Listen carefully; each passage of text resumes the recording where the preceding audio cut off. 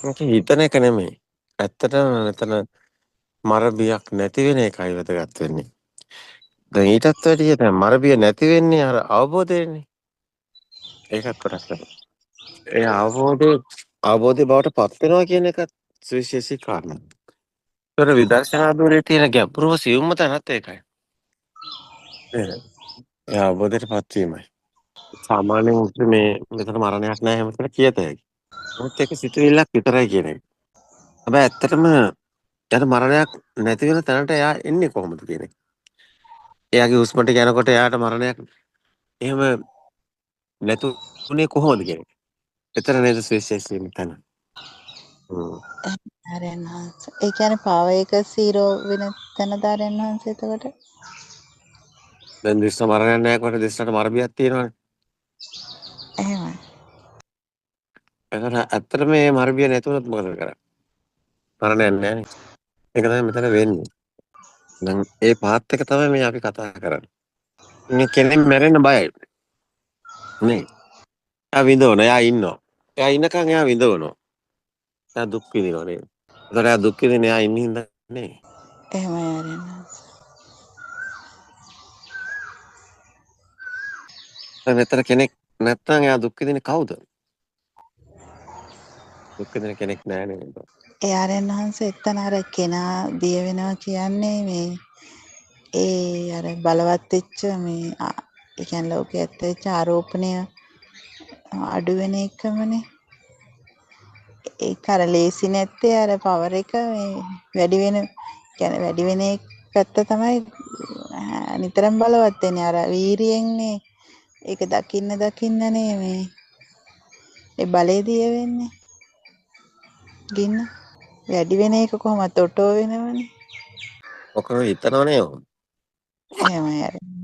ඔව්. අර ගින්න කියන එක මේ අර ඒ කරන්ට් එක වගේ දැනෙන එක. දැන් අපි ලී කැලි දෙකක් ඇතුල් වුවම රත් වෙනවනේ. එහෙම. එතකොට ලී කැලි දෙක ඇතුල් වුවම රත් වෙනවා කියන්නේ එතන ආරෝපණයක් එනවනේ. එහෙමයි.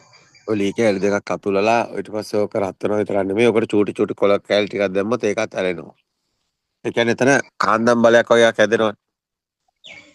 අර එහෙමයි. ගැටීමේ බලය කියලානේ ඔකට කියන්නේ ආරෝපණ බලය කියලා.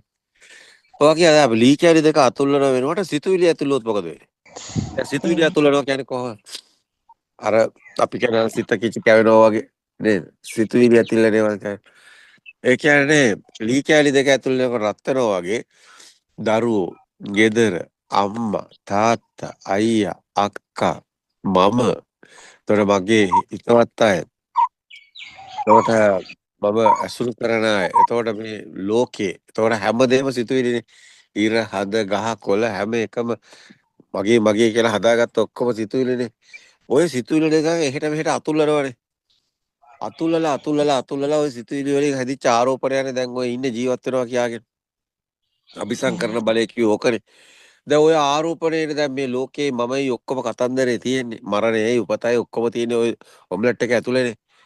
එතකොට ඕක ගලප ගන්න බැරි කමනේ මේ ඒක ඇතුළේම ආරෝපණේ තියාගෙන ඊට පස්සේ තවත් ඒවා නිවනත් සිතුවිලි කරගෙන නිවනත් ආරෝපණයට එකක් දාගෙන සිතුවිලි වලින්ම ගහගත්ත ඔම්ලට් එක තවත් සුප් එක රසවත් වෙන එකනේ වෙන්නේ නිවන දාගත්තා. එහෙමනේ. දැන් එහෙමයි ආර්යයන් ඕකේ ඔය වහන්සේ. ආරෝපණේ දිය වෙන එකනේ මේ මාර්ගයේ පාත් එක කියන්නේ. එතකොට මේ සිතුවිලි නෙමෙයි. ඒ ආරෝපණේ දිය වෙන පාත් එකේද ඉන්නේ කවුරු හරි ඉන්නේ එතනද? එතරම් ඒ ආරෝපණේ දිය වෙනව නේද? එහෙමනම් මේකේ උපත මරණක්වත් මොන කේල්මලක්වත් වැඩක් නැහැ නේද? එහෙනම් ඇත්තටම නිකන් ගහකොළ වගේ සතා සිව්පව වගේ මහ පොළොවේ පස් වගේ නේද?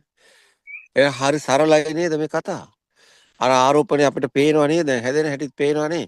ලී කැලි දෙකක් අතුල් වෙන උපමාව නේද? මේ චුට්ටි නොදන්න හිස් මිනිසුන් වාගේ නේද? අපි නිවන සොයමින් දඟලනවා නේද? වෙසක් බලන්න යනවා වගේ. නේ? ඊයේ පෙරේද වෙසක් එහෙමයි. බලන්න ගියා නේ දිස්නත්.